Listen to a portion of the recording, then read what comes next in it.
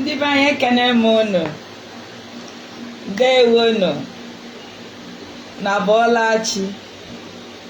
Aha m bụ Chioma, nwaada Igbo, onye nke na-akụzi asụsụ Igbo site na Chioma Language School. Ụlọ akwụkwọ anyị nọ online. Ihe ọ pụtara bụ na mpaghara obodo ọbụla ị nọ n'ụwa a, ị chọrọ ịmụ asụsụ Igbo n'aka anyị, ị ga-enwe ike irutewu anyị. Anyị ekwesịghị ịbịa ebe ị nọ tutu anyị akụziri asụsụ Igbo.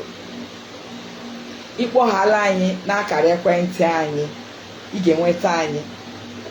Ịchọghala ibidoni ozugbo ịchọ ya kịta, ịchọ ya n'abalị, ịchọ ya n'ụtụtụ, ịchọ ya na mgbede. Anyị makwa sị obodo ị nọ ya bedo isi oge nke gị dị iche na oge nke anyị nọ na Naịjirịa. O kwesịghị wụ ihe kwesịrị ịnọchi ka klaasị anyị hafụ ịga n'ihu. Gịnị ka m na-ekwu? Anyị chọrọ ka gị nwa gị ma ọ gị ma okenye ọbụla wụ onye Igbo n'akụkụ gị na-amaghị asụ asụsụ Igbo, ịchọ ka ọ mụọ asụsụ Igbo. Nsogbu adịrọ, kpọtụrụ anyị taa. Anyị ga-eme ka ebumnobi gị bụrụ ihe ga-apụta ihe n'oge na-adịghị anya. Onye ahụ ị chọrọ ka ọ mụta asụsụ Igbo, ọ ga-enwe ike na-asụ asụsụ Igbo bute obi dị mkpa. Ma ọ bụ onye nke mmanụ ịsụ ọrụ ya, ọ na-aghọta ọnọmaghị asụ. Nsogbu adịrọ, ghọtara anyị ya. Ma ọ bụ obere nwa, ma ọ bụ okorobịa, ma ọ bụ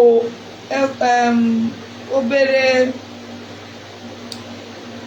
ị ga-asị ọ bụrụ obere nwa, ọ bụrụ okenye. Gịnị ka a na-akpụ ya?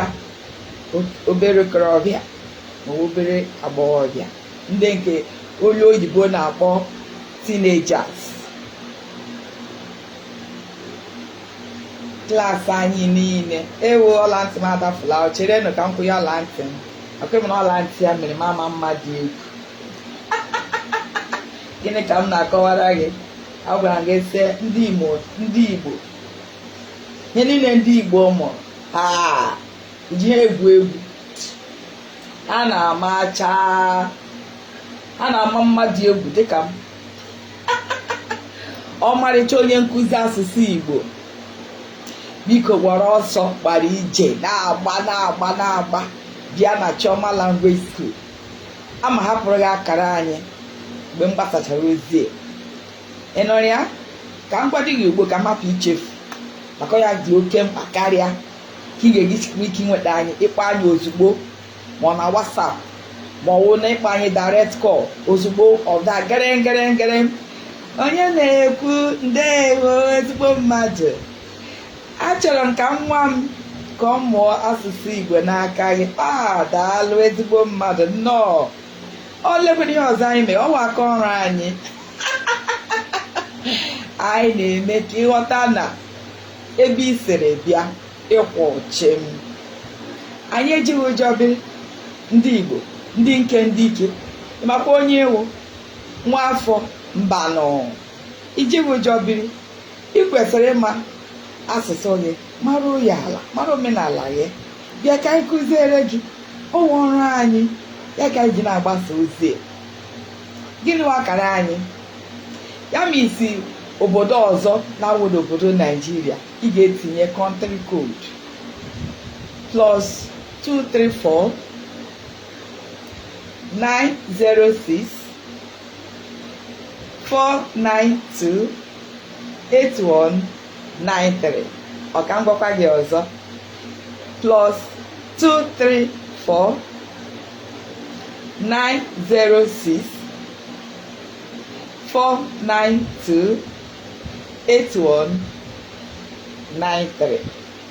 Mana ọ bụrụ na anyị nọ na Naịjirịa, ebe anyị niile nọ, maka anyị ka nọ na Naịjirịa ugbu a, 0906 492 8193. Gịnị bụ isiokwu anyị ọzọ? Asụsụ Igbo amaka. Ebe isi bịa, ọ bụrụ gị chuzuru, ịgwa ha Olisa bi n'igwe, ebe a ka m chọrọ ka esi mụọ m. Achọrọ m iwe onye obodo oyibo, achọrọ m iwe onye obodo dị otu. Mba, ọ nọghị n'aka. Ị maghị. O mee na-eme. Gịnị ka ị ga-eme? Itinyere ụwa obiọma. Ezigbo mmadụ, tinyere ụwa obiọma. Ị nụrụ ya? Ị na-enwe aṅụrị dị iche, pụrụ iche. Onwe onye kago iwe onye Igbo, nwafọ Igbo, nwanyịpụta ụta ekwọrọ chim, itinye ndị ọzọ niile ụjọ. Ọzawa agwaragote echi maka onye iwu, Flavors maka onye anyị wụ, gị nwa bụ ijele ịpụta, mmọnwụ niile nọ n'ọgbọ ha ga-echere godi ka ị gafee. Ọwụ onye iwu, nwa afọ. Biko kpọtụrụ anyị tata ka anyị kọwatara gị ọfụma. Anyị ma na ịmarọ, ị nwere ike ịmarọ ya, ka anyị si gị bịa na Chioma Language School. Anyị agwago gị akara anyị, were ọsọ, were ije, na-abịa. Anyị ga-anabata gị ọfụma. Anyị ga-akọwara gị obere.